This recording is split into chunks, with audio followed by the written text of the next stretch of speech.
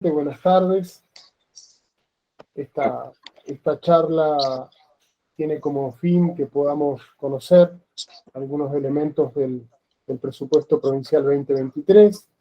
Agradecemos desde la TECH en primer término tanto a Gabriela Dufour como a Marcelo García, ambos conocedores del tema, por la presencia en la charla, por la posibilidad de compartir su análisis sobre el presupuesto.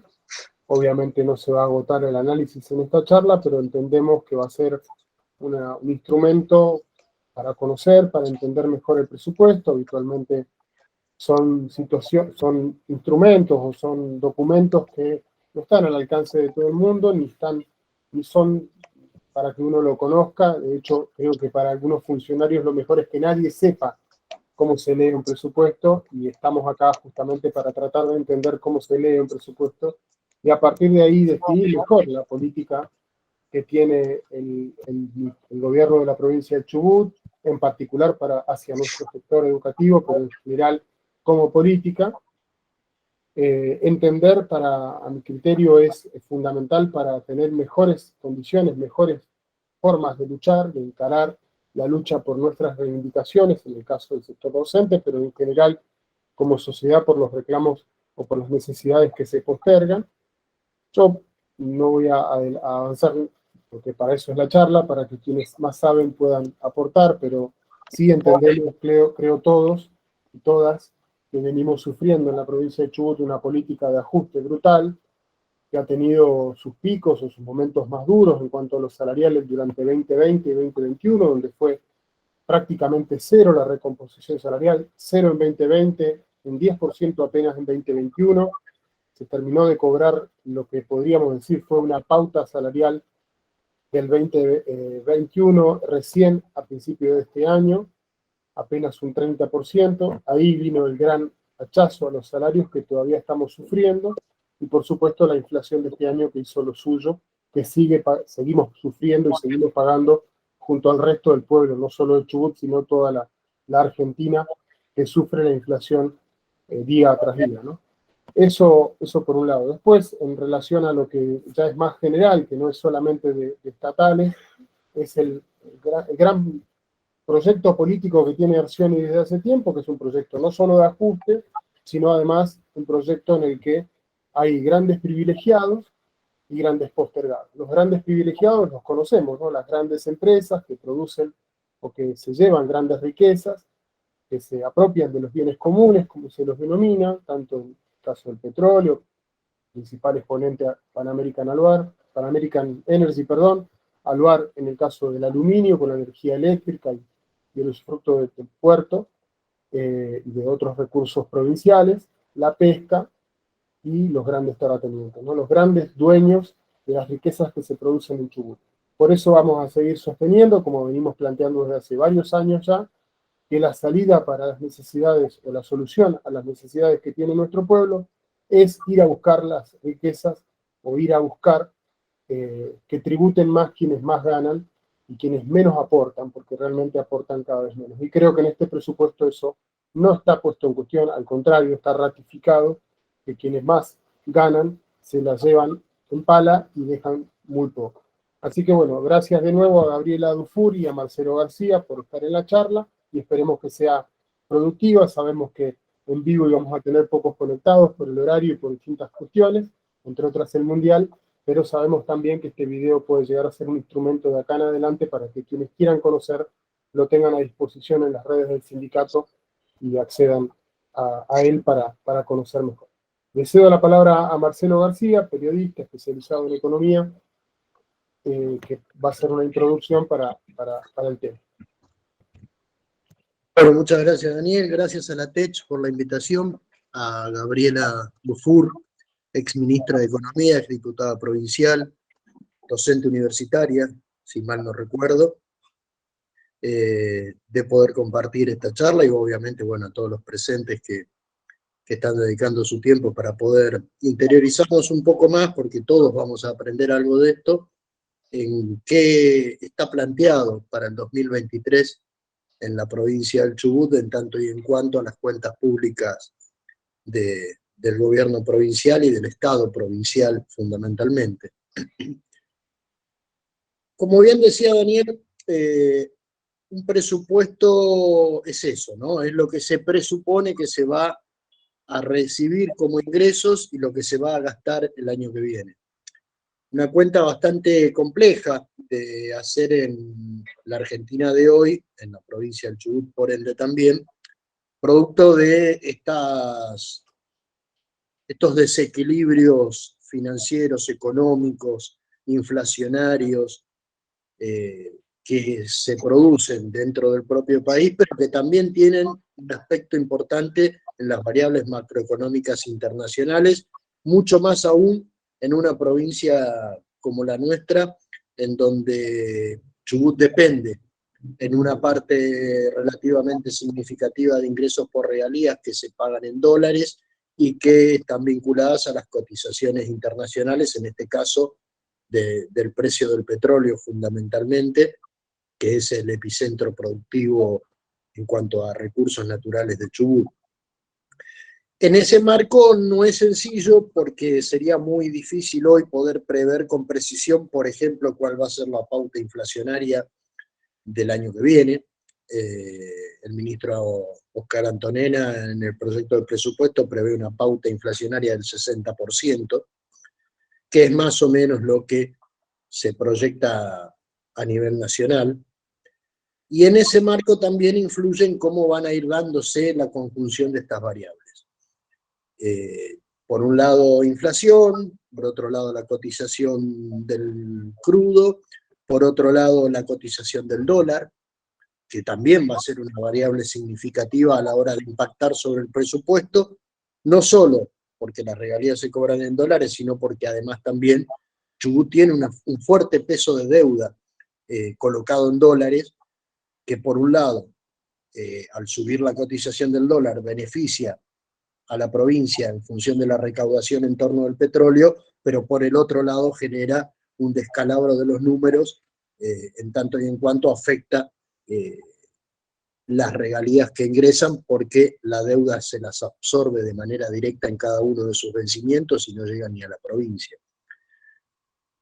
Lo que surge en trazos generales, y Gabriela lo va a poder explicar porque tiene indudablemente mucho más conocimiento de esto, es que el presupuesto 2023 es deficitario en su cuenta final.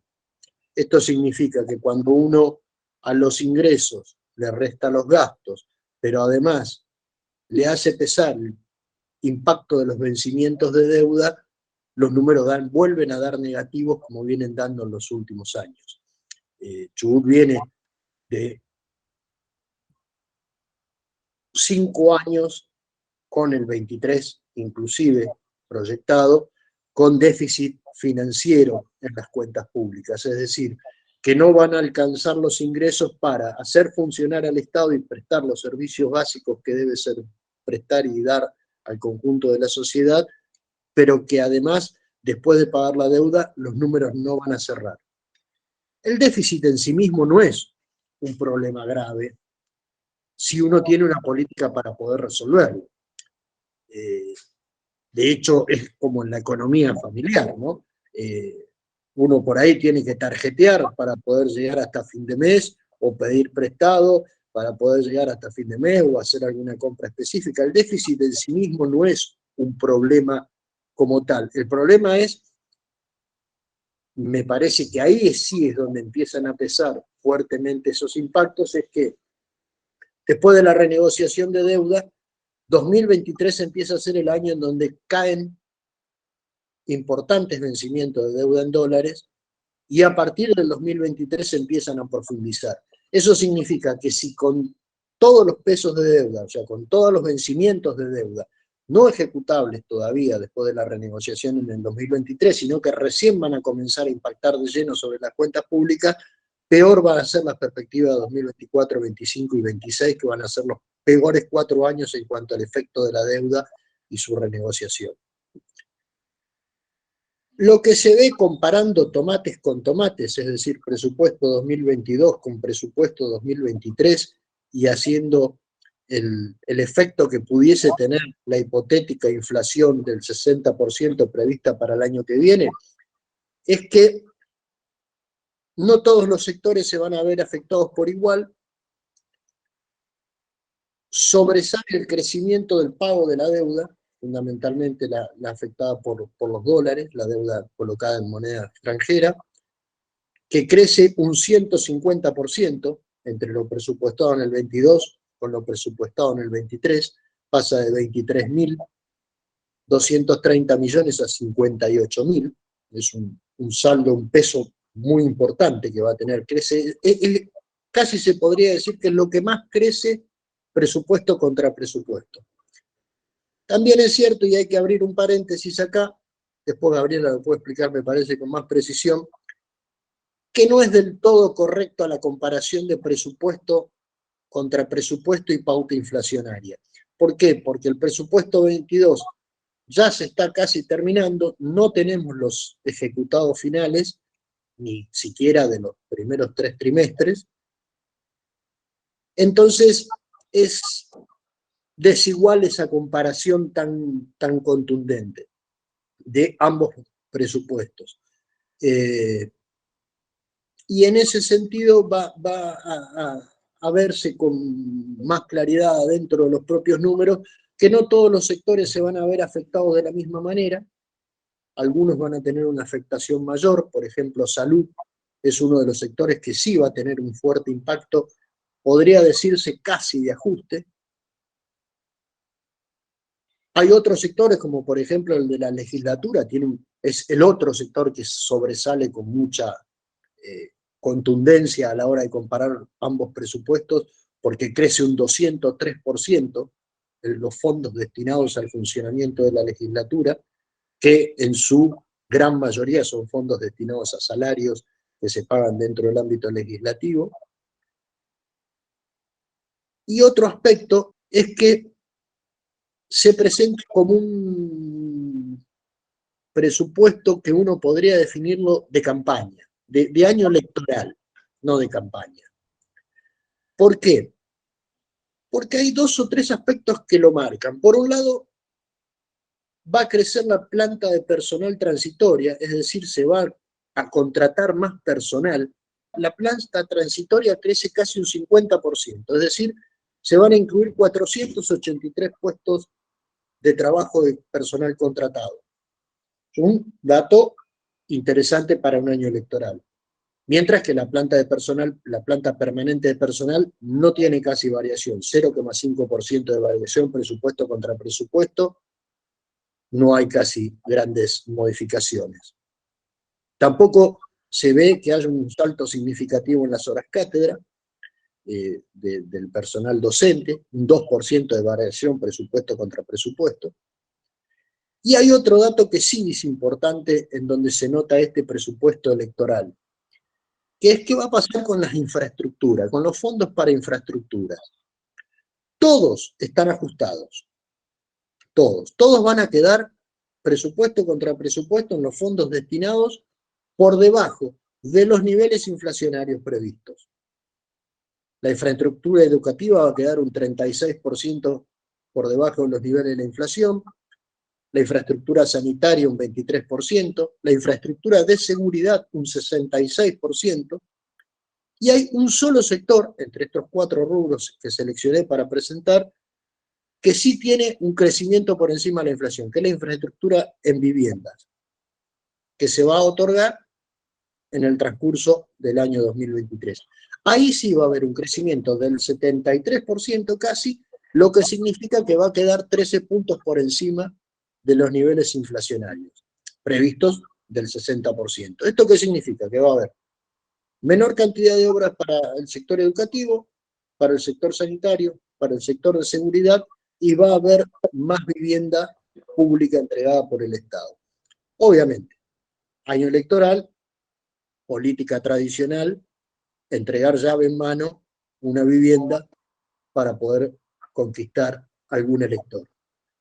Me parece que ahí hay algunos de los aspectos centrales que podemos ir después desarrollando, pero quiero dejarla a Gabriela, que tiene una exposición seguramente mucho más interesante. Bueno, buenas tardes a todos y a todas. Y bueno, la idea un poquito de es hacer una pequeña presentación y después un poco me parece que lo importante es que puedan plantear preguntas, dudas, porque digo, lo que significa presentar un presupuesto es que es muy complejo, tiene mucha información y bueno, y en esta presentación tuvimos que acotar, reducir, elegir, y me parece que por ahí lo importante son los intereses que ustedes puedan plantear, ¿no? Así que bueno, voy a hacer la presentación. Un poco la pregunta que yo les hago en esta presentación es más de lo mismo? Y yo misma me lo voy a contestar. Efectivamente es más de lo mismo, porque cuando uno compara 2022, presupuesto 2022 con presupuesto 2023, lo que uno ve es que no hay cambios significativos respecto de las políticas públicas, ¿no? Es decir, ¿qué marcaron en cuanto a la exposición de motivos, a las explicaciones, a las introducciones? No hay nada que marque una mejora en el rumbo, y menos aún en algunos casos, un poco coincidiendo con Daniel, lo que creo es que hay una reafirmación de un modelo en el cual hay ganadores y ganadores que vienen ganando hace un tiempo y perdedores que también vienen perdiendo hace mucho tiempo. La otra cosa que les quiero marcar, porque me parece importante, yo hace un tiempo que milito, y de mis 4 años de diputada lo milité, es la eliminación de un articulado que tiene todo presupuesto desde hace unos años, que es la delegación absoluta al Poder Ejecutivo para modificar el presupuesto en un 100%. Entonces significa que hoy vamos a discutir un presupuesto, se lo van a aprobar, con eso va a contar, pero en realidad lo que va a disponer es de la posibilidad de que si después quiere modificar partidas, anular obras, compensar, la única partida que no puede mover discrecionalmente es el monto de personal en términos totales, pero sí puede compensar entre distintas jurisdicciones. ¿Qué significa distintas jurisdicciones? Entre el Ministerio de Educación y Salud, o entre el Ministerio de Economía y, no sé, y Seguridad, podría compensar partidas de personal, pero no podría aumentarla más allá de lo que le aprobó la legislatura. La otra cosa que quiero, primero porque mi compromiso con la militancia feminista es importante, es que lamentablemente este presupuesto está incumpliendo una norma que se acaba de aprobar en el 2020. Digamos, había toda una expectativa que con la incorporación de la perspectiva de género en todas sus etapas, como dice la ley y la modificación, se modificara la estructura de la presentación presupuestaria. ¿Por qué? Porque es muy poca la información analítica que viene. Entonces, cuando uno veía esta nueva exigencia, donde había que incorporar la perspectiva de género en la formulación, ejecución, evaluación presupuestaria, pero además que la información demostrara, visibilizara qué cosas estaban incorporando, uno dice, bueno, tienen que modificar la estructura del presupuesto, la mayoría debe haber hojeado ese presupuesto, y tiene una estructura que no permite entenderlo con facilidad, está hecho para especialistas, cuando hoy hay mecanismos, y digamos, como profesionales del área se ha desarrollado mecanismos, estructuras, formatos que permiten que el que tenga ganas pueda leer y entender ese presupuesto. Entonces no quería dejar pasar estas dos cosas que son claves para decir que tenemos una legislatura que no pelea por defender su independencia y su rol, que es justamente el de la aprobación de un presupuesto que luego se cumpla. Así que respecto de los ingresos corrientes, digo, a ver, todo presupuesto tiene dos grandes ejes. Uno, lo que va a ingresar, y el otro, los gastos o lo que va a comprometer. Una de las cosas que quería dejarlo de marcar, este presupuesto, y me voy a nada más presentar lo que se llama ingresos corrientes, para que tengan una idea ustedes. Ingresos corrientes son justamente los que se destinan a los gastos normales y habituales, y no tienen destino a la obra o a las inversiones de capital, ¿no? Esto es los ingresos corrientes. Cuando uno lo mira, si bien yo les hice un cuadro genérico, es decir, tributarios nacionales y provinciales comprometen el 58%, y no tributarios, que acá están las regalías, las tasas por prestación, los canon, corresponden al 31%. Y después hay otros ingresos de otros orígenes que son el 11%. Quiero de este cuadro particularmente remarcar que las regalías ascienden al 23,5%. Quiere decir que van perdiendo participación. Y esto claramente, y un poco lo decía Marcelo, no sabemos qué va a pasar con el valor del barril, la evolución del dólar. Son dos variables que nosotros como provincia no manejamos, pero lo que sí podríamos manejar, que son los niveles de producción, no los manejamos hace mucho tiempo porque quien decide el volumen de inversión es Pan American, que es la que tiene casi más del 60% de la producción local. Entonces, cuando uno dice no hay aumento de la producción, es Pan American, y en una proporción el que le sigue es YPF. Y hace mucho tiempo que YPF no invierte en la provincia de Chubut, sino que ha elegido como nuevo faro a la provincia de Neuquén con el área conocida como Vaca Muerta. Respecto de los tributarios, hay que marcar una diferencia, y es que los provinciales también están perdiendo participación. En la provincia el impuesto más importante es ingresos brutos, es solo del 21,5%, y el resto estamos dependiendo de la coparticipación nacional, que aumenta, pero no podemos dejar de mencionar que hace muchos años que se perdió una proporción cediéndole a otras provincias, situación que cuando se discutió el último consenso fiscal o pacto fiscal que se dio allá por el 2017, era un momento para recuperarlo y no se hizo nada para recuperarlo, y hoy podría ser también una fuente porque un poco nosotros generamos como provincia más recursos de los que recibimos en términos de coparticipación. Estas son cosas que me parece que hay que saber, y por qué razón hay que pensar no solo en generar recursos propios, en mayores valor agregado, sino en cómo la provincia de Chubut hace un tiempo, digamos, puede o debiera en conjunto hacer un reclamo, y no logramos porque no todas las fuerzas políticas se ponen de acuerdo respecto de ese reclamo. La otra cosa que les quería mostrar en términos de gastos corrientes, y ya digo para presentar un poco, es los gastos normales y habituales, excluido lo que, vuelvo a decir, las inversiones de capital o obra.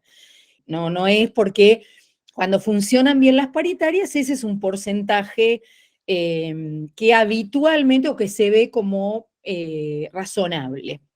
Luego tenemos un 4% de los bienes de consumo y servicios para el sostenimiento. Las transferencias corrientes, fundamentalmente acá está Si tomamos solamente los gastos corrientes, personal se lleva el 67%. Esto es claramente el ajuste que ustedes vieron en el 2020, 2021, y si viene una recuperación en el 2022, todavía no se logró, porque generalmente en esta provincia este porcentaje rondaba el 80, el 81%, ¿sí? En los últimos, digamos, hasta el 2015, ese era el porcentaje de los gastos corrientes. Uno podría decir, bueno, ¿administran mejor? No, ajustan. Y representan un 6%. Pero acá quiero aclarar un poco, y después lo vamos a ver cuando analicemos un poco el tema deuda, acá solo está incluido los intereses que pagamos de la deuda, no las cancelaciones que hacemos para amortizar las deudas que se tomaron en los periodos anteriores. Es decir, solo en el formato que vemos del presupuesto, eso es lo que se coloca. Esta es una planilla un poco compleja, pero y por ahí para explicarla no es tan sencilla, pero a mí me gustaba ver de qué estamos hablando cuando hablamos de resultados, ¿no? ¿Y qué pasa con el 2021? El proyectado, digo 2022, cuando yo digo proyectado es porque, como les decía Marcelo, tenemos ejecutado solamente hasta julio. A partir de esa fecha, el Ministerio de Economía no cumplió con la obligación que tiene de remitir a la legislatura y hacer público los presupuestos ejecutados, y esto nos quita la posibilidad de análisis, y ahí aparece este tema de que estamos suponiendo qué pasa con la inflación, cómo es el impacto, pero y cómo es el presupuesto bajo la misma estructura. Sin duda con el proyectado, por más que yo escuché decir que iba a dar superávit, dijo el ministro del 2022, la verdad que los números no dan para que dé superávit. Los compromisos fundamentalmente de deuda, especialmente en lo que hace al resultado financiero, esta es una estimación, pero no permite pensar que el 2022 va a cerrar con superávit, a pesar, les vuelvo a decir, que no tenemos información precisa porque yo creo que no hay razones más que el no decirlo o el no querer que se enteren, porque veníamos bien, venía entregando muy bien la información hasta julio-agosto, y bueno, y a partir de ahí no hubo más.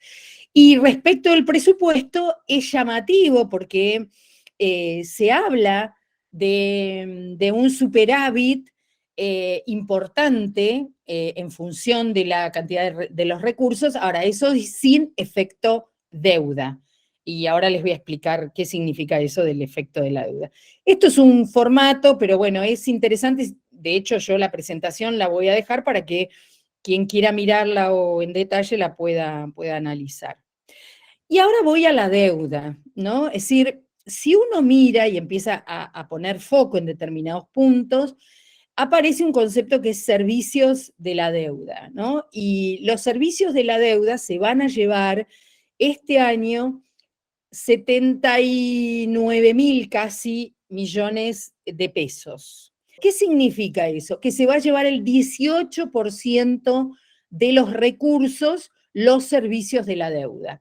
Y 18% del total de los ingresos es muy significativo para cualquiera. Pero para que vieran ustedes, si yo comparo esos 78 con el presupuesto de educación, representan el 82%. Quiere decir que podríamos decir que se está llevando lo mismo que educación, o se lleva 2 veces el presupuesto de salud, porque es el 194%, y se lleva casi una parte y media de los gastos de capital, de la inversión de capital. Entonces, cuando uno lo mira en términos comparativos, dice, bueno, 18% de los recursos, pero en relación a los gastos, y un poco reforzando lo que decía Marcelo, es uno de los conceptos más importantes. Y esto, yo siempre digo que la deuda en sí misma no es ni buena ni mala.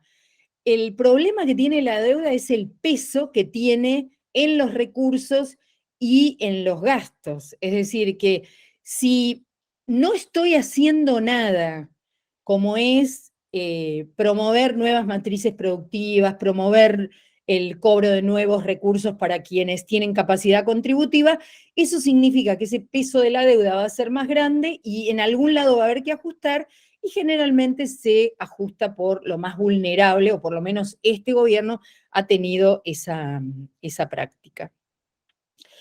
Un poco algo había dicho Marcelo en esto de ganadores y perdedores. Esto tiene que ver con incrementos. Incremento a valores nominales. Significa sin depurar inflación, porque si bien estamos estimando que la inflación puede estar entre el 90 y el 100%, bueno, la verdad es que todavía no sabemos exactamente, faltan 2 periodos, recién ahora vamos a conocer noviembre y luego vamos a tener diciembre, pero de alguna manera uno lo puede ver en quiénes son los ganadores y los perdedores. Yo les marqué Ministerio de Educación y respecto del presupuesto total, respecto de 2022. Y acá, ¿cuál fue mi criterio? Tomé el presupuesto 2022 y tomé el presupuesto 2023 comparativamente, sin hacer ningún ajuste por inflación. Y si yo digo, si va a ser el 100% la inflación, el Ministerio de Educación perdió. Concretamente perdió porque el incremento va a estar por debajo de la inflación del periodo. ¿Quiénes son los ganadores? Y sin duda el Poder Legislativo, que está ajustando, tiene algunos otros componentes. El presupuesto legislativo tiene solo personal. Bueno, evidentemente están pensando en un proceso o de recuperación o hay un articulado del presupuesto legislativo que te da la pauta de que va a ir a otros destinos. ¿Por qué? Porque le autorizan, digamos, no están circunscribiendo los aumentos a la paritaria del personal legislativo, sino que le autorizan al presidente de la legislatura a otorgar compensaciones, incrementos adicionales, con absoluta discrecionalidad, y a su vez en otro artículo le permiten modificar el destino que tiene los fondos de la legislatura. Estas son dos cosas que no debieran ser, porque para eso están los legisladores que analizan, que tienen una mirada provincial, que no se circunscriben a una región exclusivamente. Así que bueno, este es uno de los ganadores. El otro tema llamativo son los organismos de control. Parece que los organismos de control, uno dice, si uno mira esto, dice, wow, qué suerte a controlar más que lo que venían controlando, porque van a tener presupuesto para hacerlo. Bueno, estén atentos a ver qué pasa con los organismos de control, si efectivamente van a controlar lo que corresponde. El Ministerio de Infraestructura sin duda crece la obra pública, pero no crece en términos globales todo lo que debería, y en términos de inflación, como decía Marcelo, pierde. Otro ganador, Ministerio de Seguridad, y acá quiero agregarles algo que cuando yo les decía que la estructura de presentación del presupuesto no es la adecuada, generalmente cuando uno tiene el honor de ser diputada o diputado, además del presupuesto, luego pide una información adicional que existe en el Ministerio de Economía y que son todo cómo se fue construyendo en cada ministerio. Y esa información habitualmente cuando uno lo analiza se lo pide y ahí uno puede desagregar cuáles son las políticas públicas. Y en seguridad es preocupante saber si de lo que estamos hablando es que estamos estructurando nuevas unidades represivas o si estamos trabajando con policía comunitaria. Digo, sería muy diferente lo que debería encarar si enfrento esas dos políticas. Bueno, luego hay algunos perdedores, Secretaría General de Gobierno, Secretaría de Trabajo, Ministerio de Gobierno, Modernización, que evidentemente no está previsto. El ministerio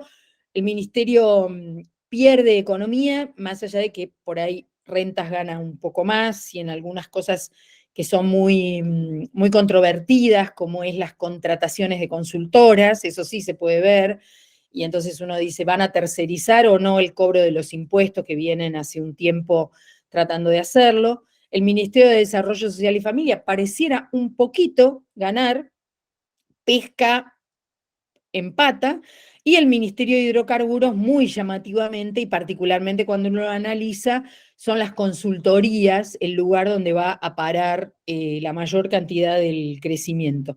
El Ministerio de Desarrollo Ambiente y de Control, el Ministerio de Ambiente evidentemente no es ganador, no están pensando en el control del ambiente ni nada que signifique, tecnología pierde, Agricultura pierde, Bosques pierde, Ministerio de Salud pierde, Turismo y áreas protegidas. Bueno, podría ser interesante si eso se condice con una política vinculada al desarrollo de los sectores turísticos. Por supuesto que crece mucho la deuda pública, las obligaciones del Tesoro. A ver, para que tengan una idea qué hay en obligaciones del Tesoro, ahí hay las regalías y la coparticipación que le mandan a los municipios, y fundamentalmente el pago de servicios del teléfono, luz, ese tipo de cuestión. Y el otro que no crece es la Universidad del Chubut, que, bueno, hay quienes consideran que debe crecer, hay otros que no, pero bueno, lo concreto es que no crece. Así que este es un poco el cuadro de ganadores y perdedores en términos generales del presupuesto. Por supuesto que esto lo podríamos hacer también en términos de lo que se llama el inciso 1 o personal, lo digo para que por ahí se vayan familiarizando. Cuando alguien hable del inciso 1, sepan que de lo que están hablando es de la partida de personal de todo el presupuesto. La otra cosa que ya ahora, un poco para generar debate, es la falta de inversión pública. Digamos, ya desde el 2013 viene cayendo la inversión pública. Esto es malo y en lo que va a cerrar el año también demuestra que no hay crecimiento. En el presupuesto hablan de un crecimiento, ahora no resulta significativo y menos aún con esto, un poco yo coincido con Marcelo de que focalizar solo en vivienda no implica que esto se refleje en el desarrollo, que estemos pensando, no sé, en infraestructura productiva, que puede ser clave para, no sé, instalación de parques industriales, trabajar el tema de la energía, que son las cosas que pueden dar mayor nivel de recursos y renta, ¿no? Esto no se lo ve, por lo menos en las infraestructuras que se está proponiendo. Y el otro tema que les quiero comentar, que si bien uno en el presupuesto no lo nota, porque no está la información, porque el presupuesto que mandan es del Estado provincial, sin incluir al Instituto de Seguridad Social y Seguros, yo quiero ponerlos en alerta. Hace un tiempo que trato de comprometer esto y que pónganle foco al instituto. El instituto viene siendo desfinanciado, poniendo en riesgo las jubilaciones futuras. Venimos, digamos, el rojo es lo que paga, el azul es lo que contribuye. Por supuesto que el deterioro de los salarios tiene mucho que ver con esto, es decir, cuando se deterioran los salarios, además de perder poder adquisitivo, lo que se pierde es recaudación en el instituto, que financia la obra social y que financia las jubilaciones y pensiones del instituto, y eso viene desde hace mucho tiempo y está poniendo en riesgo el sistema, ¿no? Y les cuento, hay una ley aprobada, yo soy autora junto con un abogado que pertenece a la Asociación de Jubilados de Magistrados, en la cual proponíamos crear el Fondo de Sustentabilidad, es decir, empezar a constituir eso para garantizarle y darle sustentabilidad a las jubilaciones futuras, y bueno, nunca se puso en marcha y no se lo quiere poner. Así que un poco estos son los temas, voy a dejar de compartir, y un poco para iniciar el debate, ¿no? Yo me voy a permitir hacer un agregado y un aporte. Un agregado que tiene que ver con algo que decía Gabriela en cuanto a la información pública, ¿no? Estamos a un año de lo que fueron las manifestaciones contra la zonificación minera en toda la provincia, pero particularmente en Rawson, y desde el incendio de la Casa de Gobierno no hay información pública disponible. No hay información pública de la provincia del Chubut disponible. Todo hay que accederlo a través de, como bien decía Gabriela, lo conseguí a través de la legislatura. No hay una sola página web de la provincia del Chubut en donde cualquier ciudadano, el que quiera analizar o cualquier persona que quiera investigar, no existe la información pública en la provincia del Chubut desde hace un año. Y eso no es un dato poco significativo. Nunca fue muy ágil esa información, siempre tenía demasiado retraso, pero mínimamente existía algo. Hoy no existe desde hace un año.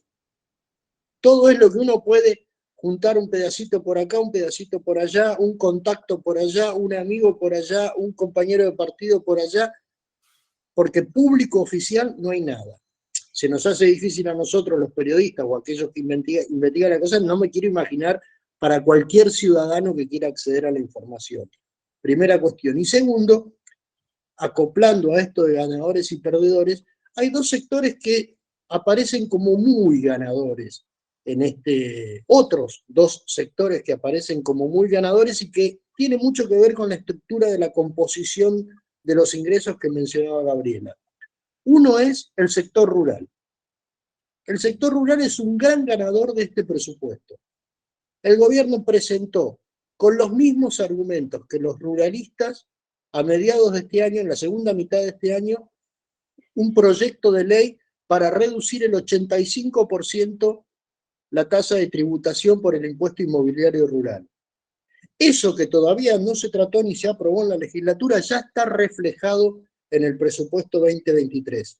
¿Por qué?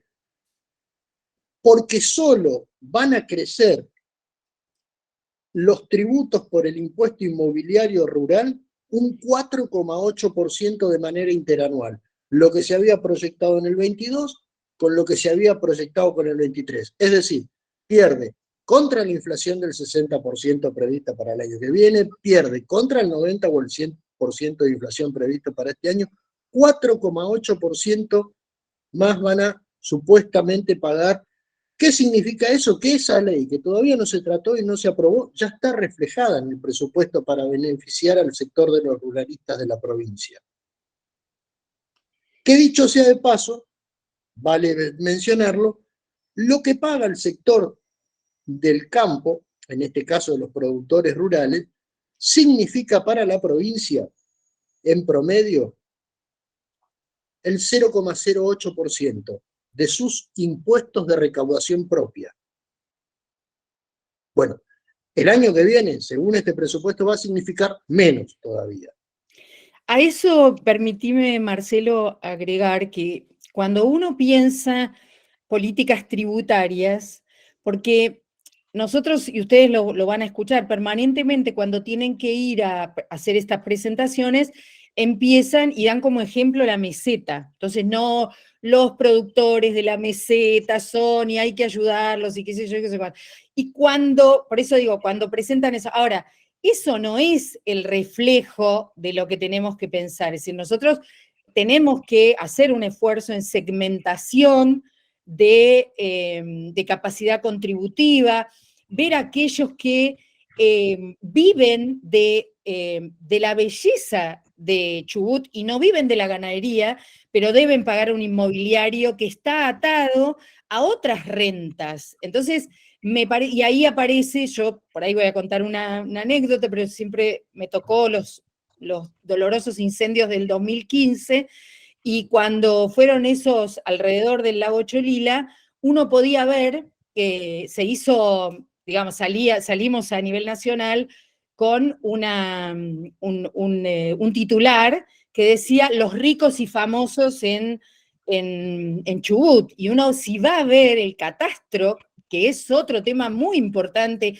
que hay que garantizar que funcione, y bueno, teníamos a Tinelli, a De Narváez, a los Roca, digo, teníamos a todos los grandes empresarios propietarios de toda esa zona.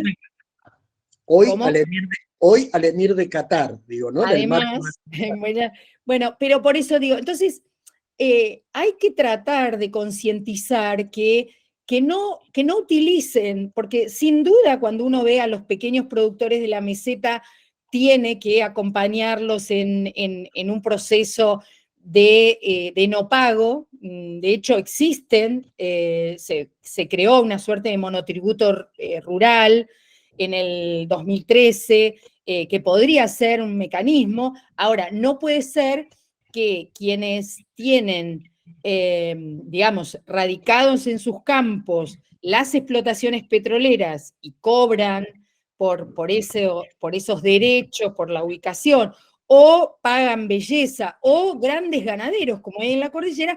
Por eso digo, hay que hacer un ejercicio, y sé que ustedes lo hacen, pero me parece que hay que intentar focalizar, ¿no? Ustedes y nosotros trabajamos en su momento en la famosa esa ley de emergencia o de recaudación por emergencia, y bueno, me parece que hay que concientizar mucho en esto. Y lo mismo, digo, quiero hacerlo con la pesca. Yo tengo los números, porque fue parte de una investigación académica, cuánto implicaba el FAP en la estructura de costos de la pesca de Chubut, ¿no? Era insignificante, ¿no?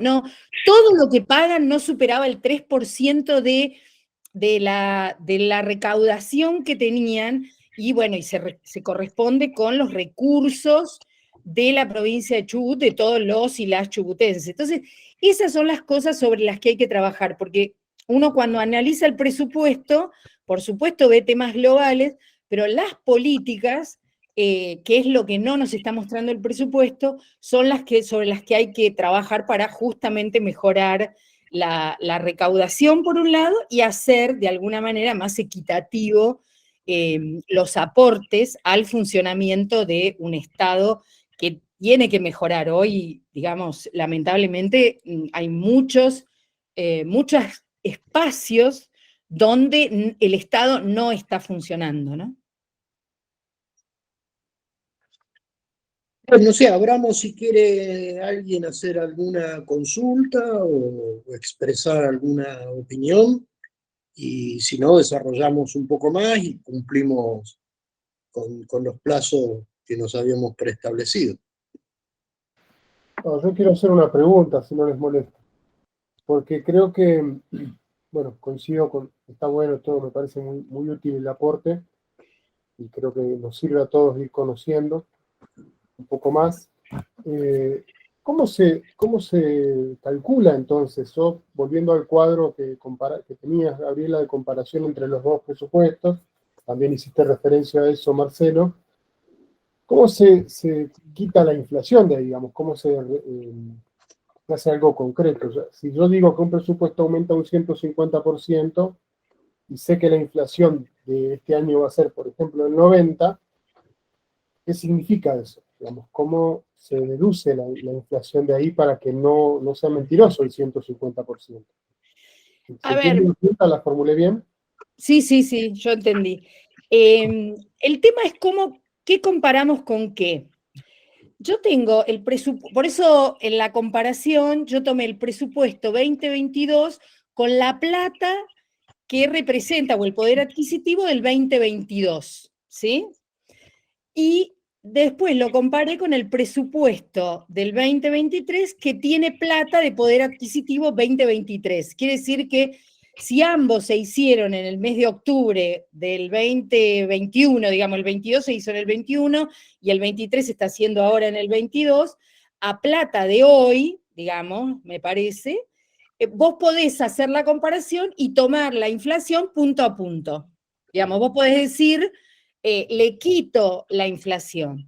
Ahora, si vos querés hacer un buen análisis respecto del impacto, la verdad es que tenemos que tomar los ejecutados. Y los ejecutados, ¿qué significa? Es decir, ¿cuánto fue todos los meses hacer los ajustes correspondientes? Es decir, llevarlo todo a un no sé, tengamos todo diciembre, entonces voy a decir, bueno, enero tiene completa la inflación, febrero tiene los 11 meses, y ahí podemos comparar. Y esto me imagino que para ustedes es un poco, por eso es importante la información del ejecutado, pero también hay una cosa que cuando uno va a la paritaria, lo que tiene que pensar es en los cargos testigos. Yo eso digo, y a mí me tocaba del otro lado, ¿no? Cuando era ministra de Economía, digo, para ver cómo mejora el salario y si la mejora del salario es efectiva, porque el presupuesto sirve a los efectos globales. Ahora, cuando uno lo quiere pensar en términos de poder adquisitivo, a mí me parece, o por lo menos da mejor resultado, tener los cargos testigos y ver la evolución de esos cargos testigos y ver cómo los comparás mes a mes o por periodos. Porque lo global tiene a veces algunos inconvenientes, porque ¿qué te pasa? Tenés habilitación de nuevos establecimientos educativos. Entonces, si vos comparás año contra año, bueno, tendrías que decir, bueno, pero ¿para qué planta? ¿Para qué cantidad de establecimientos educativos estamos pensando? ¿Para qué políticas? ¿No? Porque cuando vos, no sé, regularizan los cargos, hay una cantidad de adicionales que a veces no se cobran, entonces regulariza. Entonces, me parece, por eso hay una cosa muy importante en el ministerio, hay una dirección de recursos humanos. Esa persona lleva un monitoreo de todos las paritarias o de todos los gremios. Y ese es un área donde debieran, por ejemplo, publicar en una época, en el cumplimiento de la ley de responsabilidad fiscal, el gobierno nacional nos hacía informar los cargos testigos por gremio. Entonces vos podés saber si hay alguien que está perdiendo o hay alguien que está ganando, que es un poco el problema que venimos arrastrando desde hace mucho tiempo, la disparidad de salarios que hay entre los distintos gremios, y a veces los gremios más chicos, pero con mayor poder por ahí el término no sé si va a ser el más adecuado, pero poder de presión, a veces tienen mejoras que los gremios por ahí que son más grandes, pero en términos de volumen, a veces es muy difícil. Cuando vos das un aumento en educación, se lo estás dando a, no sé, a un 30% de la planta de personal o más. Y en cambio, cuando se lo das, por decirte, a Luz y Fuerza, te lo estás dando a un porcentaje chiquito. Y eso hace que esa disparidad siga creciendo. Por eso el tema de la inflación sirve, pero si lo que vamos a hacer es comparación de salarios, es mejor los cargos testigos. Sí, claramente es la forma de discutir. Hay preguntas en el chat, Marcelo, no sé si quiere alguien leerlos. Yo no lo estoy viendo, perdón. Bueno, yo la leo. Dale, por favor. Escuché declaraciones de Antonella diciendo que crecía lo dedicado a construcción y refacción de edificios escolares, pero por lo que están diciendo ustedes no se refleja en el presupuesto. ¿Podrían darnos alguna precisión?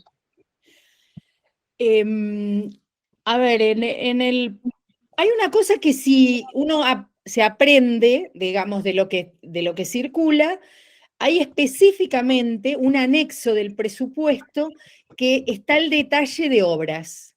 Y particularmente están las obras dedicadas a educación. ¿Qué dice la lectura esa? Digamos, en términos, si uno piensa en términos inflacionarios, no crece mucho. Eso es significativo. Ahora, la otra referencia importante es que todas las obras están financiadas con presupuesto nacional, ¿no? Es decir, lo que habitualmente se conoce como esto, yo les decía lo que era el ítem 1, que es personal, bueno, después hay ítem 4 y 5, que son los financiamientos nacionales. Bueno, uno lo ve ahí y hay. Entonces no hay crecimiento.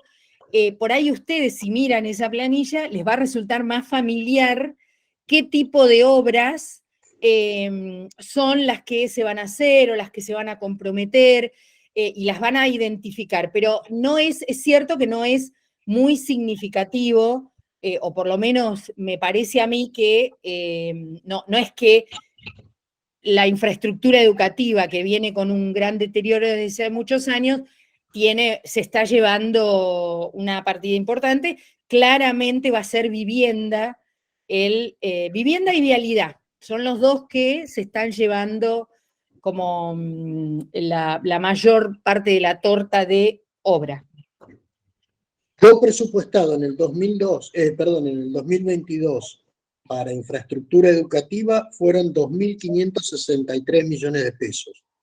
En el 2023 están presupuestados, este es el total de esa planilla que dice Gabriela, que están detalladas obra por obra, 3.158. Eso significa que va a tener una variación presupuesto contra presupuesto del 23,2%, es decir, pierde contra la inflación del 100 o del 90 y pierde inclusive contra la inflación del 60 proyectada para el año que viene. O sea, va a haber menos fondos para mejora de nuevas escuelas o mejores condiciones en las ya existentes. Lo mismo pasa con casi todos los rubros, excepto seguridad. Seguridad es negativo. Hay menos fondos previstos en infraestructura de seguridad para el 2023 que los que había previstos para el 2022. 885 millones contra 831. Clarito, pierde contra todo porque ya da negativo. Y sí hay, como bien decíamos anteriormente y mencionaba Gabriela, más fondos para infraestructura de viviendas, 2.161 millones contra 3.735 millones. A ver, uno no está en contra de la vivienda construida por el Estado para otorgarla con el déficit habitacional que hay en la provincia, y ni que hablar en las grandes ciudades de la provincia. Digo, pero está claro, lo que se observa es que hay una disparidad muy marcada, muy notoria, en un año electoral. Y sabemos que para hacer campaña se entregan viviendas. Y hay algo más que cuando uno analiza vivienda, y ustedes lo deben vivir, cuando aparecen gremios poderosos que tienen terrenos y a partir de ahí se hacen, esos terrenos se dividen, y gente con mucha capacidad para acceder a otro tipo de créditos terminan con créditos del Instituto Provincial de la Vivienda. Esto también es un tema a discutir, es decir, cómo se segmenta para que el Instituto Provincial de la Vivienda financie efectivamente vivienda social y no estemos financiando, porque de alguna manera volvemos a subsidiar a sectores con altos ingresos a través del Instituto Provincial de la Vivienda. Por eso digo, cada cosa que vamos tocando, digo, cuando uno tiene claro qué es lo que quiere hacer en términos de política pública, tiene que mirar hacia adentro y decir, bueno, a ver, ¿es vivienda social lo que van a financiar o lo que van a hacer es financiarle a gremios con vínculos más estrechos con el gobierno las viviendas cuando tienen salarios que permitiría acceder a créditos hipotecarios en otras condiciones, ¿no? Esto también es un tema, es mucho más largo, pero no, lo quiero dejar porque esas son las cosas que tenemos que empezar a leer en el presupuesto, que no lo muestra, sino que uno tiene que empezar a pedir esa información, ¿no? Sí, yo quería, perdón, había perdido Dale, la te mano, puedo dar la palabra. puede ser, bueno. Con respecto, hay dos temas. Uno, bueno, lo dejo muy bien planteado, lo de Gabriela, en términos del estado de ahorro, inversión y financiamiento. Este tema del corriente y lo no corriente explica muy bien a ver qué es lo que vamos a hacer con la deuda. Transacciones sobre la línea, los intereses que no se pueden dejar de pagar, o la refinanciación, y sí, si se va a patear el capital exactamente o no. Es un tema que me viene preocupando mucho porque siempre pienso que lo único cierto en un presupuesto son los gastos porque tienen un techo, pero los ingresos son todos inciertos. A ver, hoy estamos hablando de un número, estamos hablando de un número de regalías que desde que uno transita estos temas era 1/3 de los ingresos y resulta ser el 23%. Regalías que hay mucho para discutir justamente adentro porque no solamente es el valor boca de pozo, las hidrocarburíferas, las gasíferas, que en definitiva no se controlan porque no hay gente para controlarlas, no hay un solo inspector en la provincia que controle gas. Esto se lo digo con todo el conocimiento de causa por mi paso por la Secretaría. Y también ahora hay que hablar del tema de lo que es el agua y todos estos vencimientos de privatizaciones que se vienen. No sé si aportará exactamente mucho, pero lo que voy viendo, cuando dije justamente que los ingresos son inciertos, es que cada vez está creciendo más el tema de coparticipación cuando sabemos que mengua, porque estamos recibiendo mucho menos de lo que estamos aportando por algún lado. Y parece que esto está fuera del objeto de discusión. Y me llamó otro tema que no lo tomo muy al pasar, que es el tema del incremento que tiene hidrocarburos. Hidrocarburos no es solamente hidrocarburos, es hidrocarburos y minería, que es un tema subyacente para muchas de las autoridades, que es, bueno, como el gato que está agazapado a la vuelta de la esquina, esperando por ahí justamente el tema. Entonces, el 371%. ¿Vendrá tanto el tema por ahí o debe venir por algún otro lado? Pero bueno, vuelvo a insistir con esto, o sea, no es muy complejo, para mí por lo menos, debatir todo el tema de gasto y todas las políticas públicas y lo que hay. Sí sé que el convidado de piedra sigue siendo el personal, el inciso 1 sigue siendo el convidado de piedra dentro de todo esto. Sí me alarma el tema, y esto lo planteaste muy bien, Gabriela, con el tema del Instituto de Seguridad Social. Cada vez que se remueve la cúpula policial, me agarro. Porque acá hay 200 pases a retiro justamente con algo, y se siguen agregando cuando no hay recursos exactamente para esto. Cuando veo que bajan las regalías, digo ni siquiera esto. Y también la otra pregunta que les quería hacer a ustedes, tanto a vos, Marcelo, como Gabriela, si vieron exactamente algo, ¿qué es lo que pasa con aquellos organismos autónomos? Por caso Petrominera, que parece que fuera justamente una caja negra. Según la información que yo tengo, y esto coincido con vos, Marcelo, es muy difícil obtenerla con algo, yo sé que Petrominera no ha presentado balance en los 3 últimos años, y no tengo información para decir qué es lo que está pasando directamente adentro. Una petrominera que hoy por hoy en todos los contratos de concesión participa con el 10% como socio, bueno, como diría Messi, como socio bobo. Un poco el tema justamente, a veces trato de enfocarme exactamente por ahí, de ver esto, cómo va a condicionar, porque estamos hablando de ingresos que no son ciertos, y cómo en un año electoral va a condicionar si hay nuevas autoridades en el 24, porque te vas a encontrar con un diciembre con que tenés un ejecutado y tenés por allí todo un tema social que está emergente justamente con algo. Esa es casi la pregunta justamente clave. Si esto es lógico o todo este presupuesto, por lo menos en ingresos, no nos está llevando a que haya toda una serie de transferencias del gobierno central que va a condicionar que haya que pedirle al, no sé, ministro de Economía, no sé quién es el presidente en este momento, que haya que ir a pedirle justamente en oración, o tenemos que ir todos a ver para que nos derrame o nos tire justamente algunos pesos. No se me ocurre tirar un bono, vamos bien. ¿Tá? Pero bueno, un poco la cosa es así. Ese es un poco el planteamiento que yo quería no hacer, sino, bueno, en definitiva, que le estoy tratando de buscar justamente respuesta. Le digo, no estoy tanto en tema porque vengo con una discusión de un presupuesto municipal de Comodoro Rivadavia, que las formulaciones que hice en la audiencia pública no tuvo respuesta exactamente ninguna, pero va muy de la mano atado justamente con esto. Respecto de los Perdón, recursos... Gabriela, sí. yo un comentario breve nada más. Nos habíamos propuesto no extendernos más allá de 1 hora, ya estamos en ese tiempo, es para que el video después sea también posible de ver, pero no quiero cortar nada, simplemente que seamos breves. Hay una persona que pide la palabra y hay una pregunta sobre el ICI para que desarrolles un poco más el tema del déficit.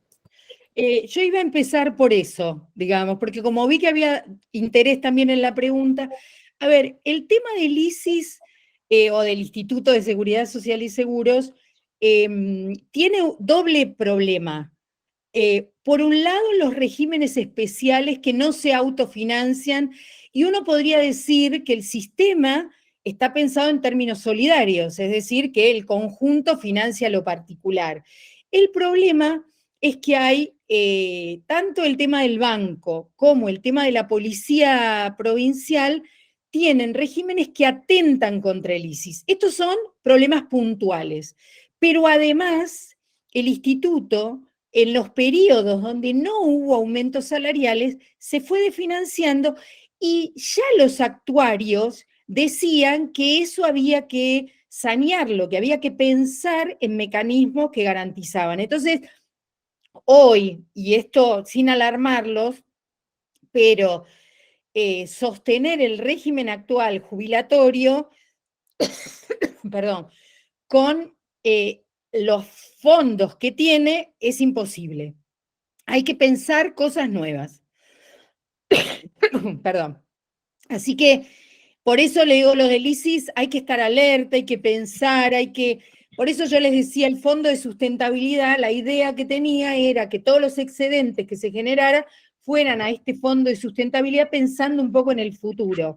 Y bueno, y empezar a entre todos a ver cómo se sanea esa famosa deuda, porque en realidad el fondo tiene, digamos, una vieja deuda que ahora, a medida que le va cubriendo el déficit, también hay como un dibujo respecto a perjudicar al instituto.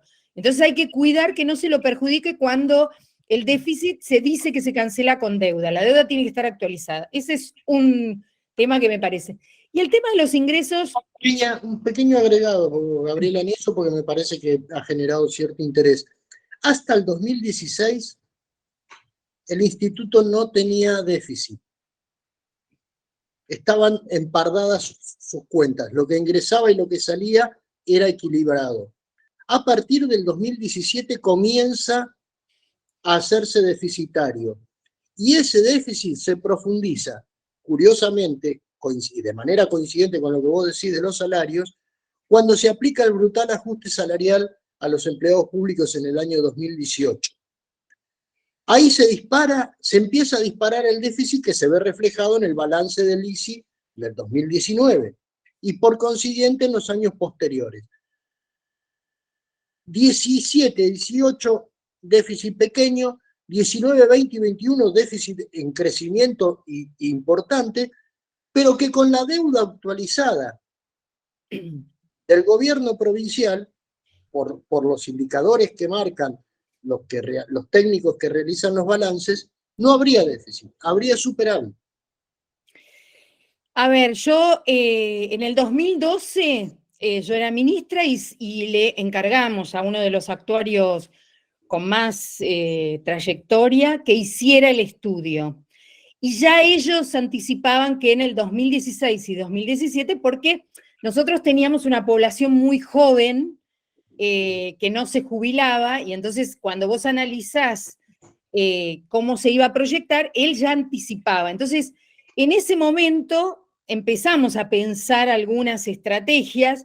A veces es muy difícil componer algunos intereses cuando uno dice, bueno, miren, hay que tomar medidas, combinemos, consensuemos, llamemos a los gremios, porque además esto no se puede hacer sin el consenso con los gremios, no hay forma de encarar una reforma si no es por este mecanismo. Y bueno, en ese momento no se tomaron las decisiones y luego se hace de nuevo, y ya ahora se hace todos los años el estudio actuarial. Y entonces por eso yo decía que hay dos componentes. Uno es la deuda, los regímenes de privilegio que tiene la caja, y lo otro tiene que ver con cómo son los regímenes generales y cómo se financia. Así que para eso podemos dar una charla completa, así que yo para cumplir un poco con el horario lo cierro. Y lo único que quiero agregar respecto de los recursos, fueron bastante conservadores en los recursos. Me parece que están sabiendo que no, digo, a ver, 60% de inflación para estimar los recursos no pareciera en exceso. Los valores del dólar están por debajo de esa inflación. Digo, me parece que al contrario, yo creo que los recursos están subestimados. Y esa subestimación está atada a que no se generen expectativas respecto a la recuperación del poder adquisitivo de los y las trabajadoras. Me parece que hay también un mensaje de subestimación para que no se vea esto como una posibilidad de recuperación. Pero yo creo que la subestimación, y perdóname Gabriela, justamente con esto, de recursos, se hace para tener la discrecionalidad a posteriori de resignar partidas a gusto y piacere. Esto, miren, es lo que nosotros llamamos en economía, vos lo conocés, la gran Kirchner, que es lo que empezó a hacer a partir del año 2003. Es subestimar recursos y después, en definitiva, en ese momento lo tenía el jefe de gabinete de ministros y ahora también. O sea, recaudás más, entonces pasás todas las partidas que querés reasignar, las pasás por el otro lado. Esto es una técnica presupuestariamente. Lo hacen todos los gobiernos, no me parece. Pero bueno, hay un compañero, Hugo, con Perdón. pedido de palabra. No, es válido totalmente, de acuerdo además con... Disculpen. Hugo. ¿Qué tal? Buenas tardes, muchas gracias. Lo estaba escuchando atentamente, bueno, ya ha pasado un tiempo, ¿no? Pero para Gabriela era la pregunta, yo escuchaba, ¿me escucha bien, no? Sí, perfecto. Sí, prestaba atención, todos los muy buenos motivos por el cual puede no llegar a existir aumentos, cual menciona un montón de actores, ¿cierto? Uno de ellos es el destino, ¿no?, de la vivienda. Eso tira la sensación de que es pobre contra pobre, cuando realmente no debe ser así. El problema no es el pobre, el problema es el rico, el problema es la evasión.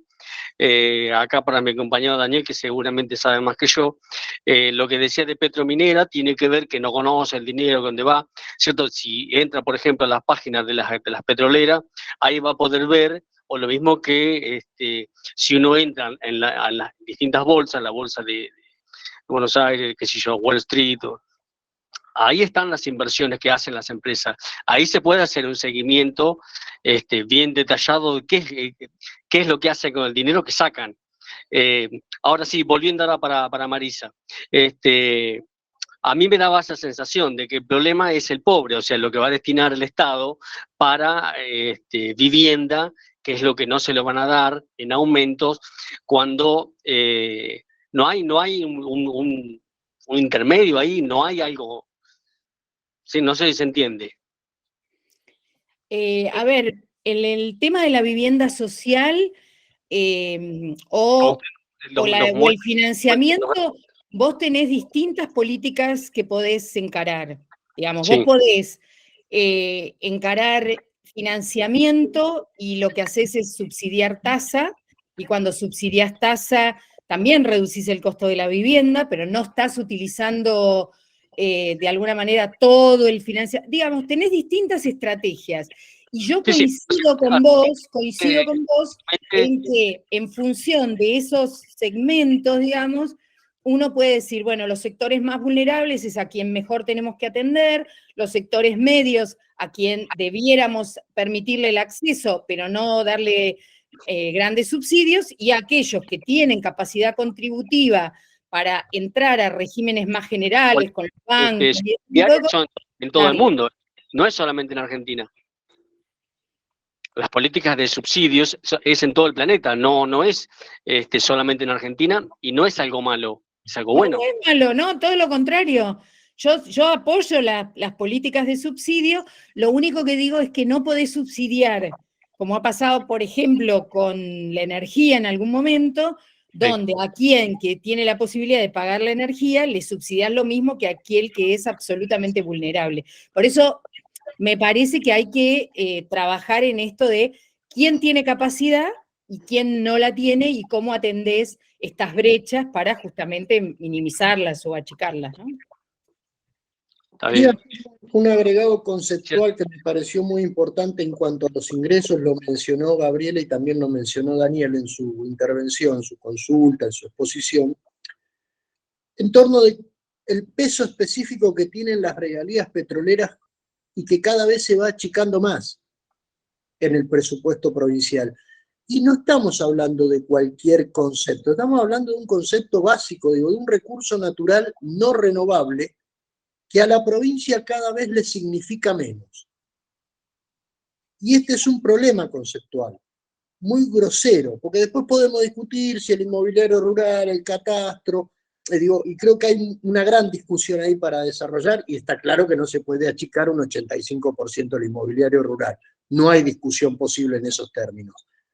Pero sí es preocupante que las regalías petroleras para una provincia productora, dueña de los recursos, que los concesiona, concepto completamente perdido, porque pareciera que los recursos ya no son más de las provincias, sino que son de los concesionarios, que como bien decía Gabriela, deciden qué hacer y cuándo hacerlo y cómo hacerlo.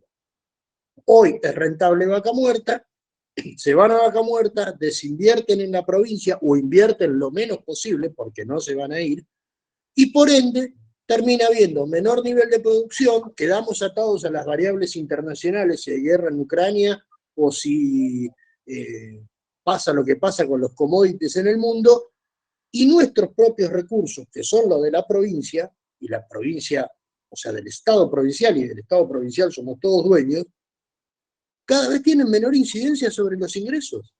Además de, y este es un tema aparte que algún día podremos profundizar, y si hacemos un debate o una charla sobre deuda específico, con Gabriela habrá mucho para discutir en torno de esto, de que la deuda se paga con regalías. Y eso desfinancia a la provincia. O sea, no solamente cada vez inciden menos las regalías, sino que además las usamos para pagar la deuda. Conceptualmente, para mí, es el problema de fondo que existe en la provincia. Dejemos la discusión para un debate de la deuda, porque es muy complejo. Había un compañero que estaba pidiendo, ¿no? Francisco Canadas, me parece que estaba pidiendo. Francisco Canadas con el pedido de la palabra. Te tomo, Marcelo, la propuesta. Vamos a hacer el año que viene un debate amplio y grande sobre la deuda, porque me parece que nos hace mucha falta. Francisco, y vamos cerrando, si les parece, para que cumplamos también con el horario previsto. Ahí la señora Dufort dijo que básicamente que había como dos privilegiados, ¿no? Tanto la policía como el banco. ¿Podría definir eso en relación a ISIS? En realidad tienen regímenes de privilegio, como habitualmente se definen. En el caso de la policía, el retiro hace que se retiren muy jóvenes con el 100% de su salario. Entonces, ¿qué significa esto? Que vos tenés gente que además el retiro tiene que ver con decisiones de tipo político, donde gente muy joven, con mucha capacidad, con mucha formación, a los 40, 42 años, por una cuestión de tipo político, los retiran y van a cobrar el 100%. Y vos te quedás sin personal calificado y capacitado. Que después, además, hay otra práctica que hay que también romper, que es que como no tienen personal calificado, los vuelven a contratar. Entonces los contratan como jubilados para hacer tareas. Entonces estás pagando el 100% a gente muy joven y que además después le pagás un contrato para que vengan a hacer lo mismo. Entonces hay que cambiar el régimen policial, hay que pensar en cambio de las cabezas de la policía sin que se vayan a una edad tan temprana. Ese es un caso. Y el caso del banco, el banco tiene un régimen en el cual aporta al sistema de seguridad social nacional y no aporta al ISIS, pero cuando se jubilan por el ISIS. Entonces, el sistema de financiamiento hace que ahora hubo muchas propuestas para aprobar una ley que justamente toda persona que entre al banco, si se quiere jubilar por el ISIS, tenga que aportar desde el inicio al ISIS, y si no se tiene que ir bueno, en realidad tenés que hacer transición porque son derechos adquiridos. Entonces, esas son las cuestiones, porque después hay otros regímenes especiales, pero en mi opinión no son de privilegio, como por ejemplo la gente que trabaja en el plan provincial de manejo del fuego. Vos ahí es gente que se tiene que jubilar con cierta anticipación por el riesgo que tiene. Por eso digo, pero fundamentalmente en el tema policía y en el tema banco no son muy solidarios al sistema general. Gracias. Me parece que podríamos ir dando por cerrado la charla, agradeciendo desde ya una vez más a Gabriela Dufour y a Marcelo García y a todos los presentes y las presentes, porque creo que ha sido muy productiva la charla, las preguntas han sido útiles. Gracias y espero que el año que viene, bueno, tengamos la posibilidad de hacer de tratar algunos de estos temas importantes que surgieron. El ISIS es uno, la deuda es otro, la ley tributaria, obviamente, una necesidad de discutir cómo se sale adelante, ¿no? Porque la otra pregunta que andaba dando vuelta, bueno, ¿y qué futuro tiene la provincia de Chubut? Bueno, sin tocar esos privilegios de unos pocos es imposible pensar en un mejor futuro para esta provincia. Gracias y nos vemos pronto. Hasta luego. Chao, Hasta luego, hasta luego. Buenas tardes. Gracias a ustedes. Gracias.